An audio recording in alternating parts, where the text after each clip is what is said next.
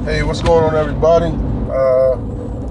Doing a quick little video blog while I'm in the car. You know how I do them. Hey, check this out. So the topic of this one is going to be Air Jordan tennis shoes.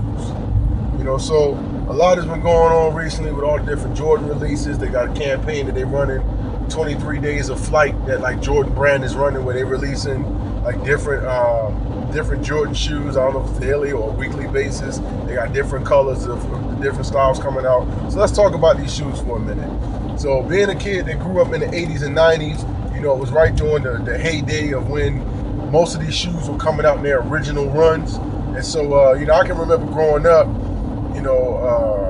for me personally, there were only like 2 pairs of Jordans that I wanted. I'm not good with all the numbers.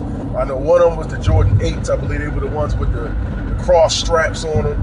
And then there was another pair that came out in the 90s. I think it was maybe the 13s or the 11s. I don't remember. Anyway, though, so to me, here's the good, the bad, and the ugly about these shoes. And feel free to comment with your own videos or post on your thoughts. So here we go.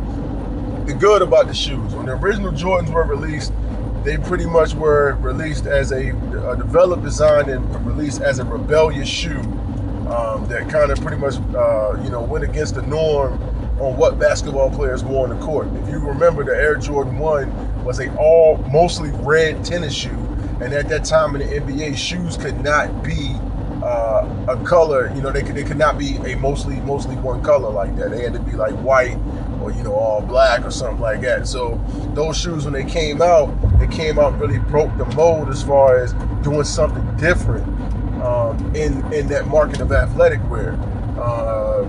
They were expensive when they came out, but not outrageously expensive like they are today. And just historically speaking, when Jordan wore those shoes, they were banned from the NBA. He actually was fined $5,000 in every game that he wore them in.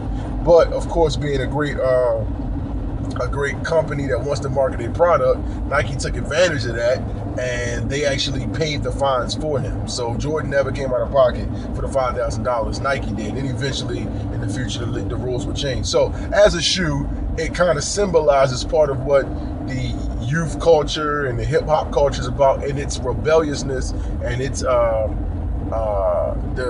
fear of going against doing something different, not being afraid to do something different. The shoes actually, in the design of them, is very innovative. It's very, they take designs from everything from Ferrari cars to the F-22 Raptor, and then use these things as inspirations for the design of these shoes. So it's very innovative in the process that they're made, and so because of that, the shoes have become a cultural icon, because they are innovatively designed, and they also were worn by the world's greatest basketball player. So, put those two things together, and you're going to have a hell of a marketable product. That's the good. Here's the bad. Because of all those things I just said, those shoes are really coveted by a lot of the young people today. Not just today, but also, back again in the 80s and 90s. I remember, growing up in Baltimore City, hearing that, there was a shooting in Mondawmin Mall where a guy got shot because he stepped on some other dude's Air Jordans. Hearing about people getting robbed for their Jordans, a lot of violence related to basically people acquiring or trying to take these shoes from other people. And so, anytime you have some material possession that is triggering these violent events like that's pretty serious. So the shoe has always been a controversial thing because of the fact that there have been violent events linked to people trying to get a hold of these shoes.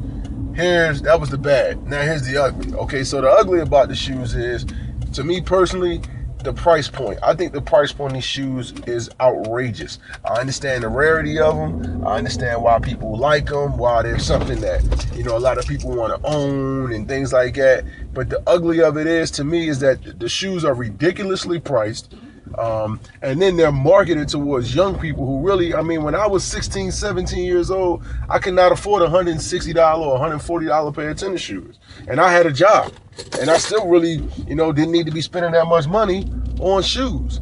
Also, the way that they are released, they're designed to cause people to, line up in front of the stores and camp out for days at a time trying to get a pair, trying to get in line to get a ticket to buy these shoes. Because you're not guaranteed to even get a pair of them when you line up. You know, they may not have your size. They only have 10 pair and assorted sizes. So it's definitely something that is a problem, I think. And then also, if you look in the recent news, there's been videos of people getting into fist fights and altercations just getting in line to get these shoes. And it's been stuff all over the country. I mean, I'm living in the Washington, D.C. area, and I can remember last year in the winter, there was issues, people trying to get a hold of these shoes. So to sum this all up, respond to this video with your thoughts about the Air Jordan shoes as a product, you know, whether you're a supporter of the shoe or not.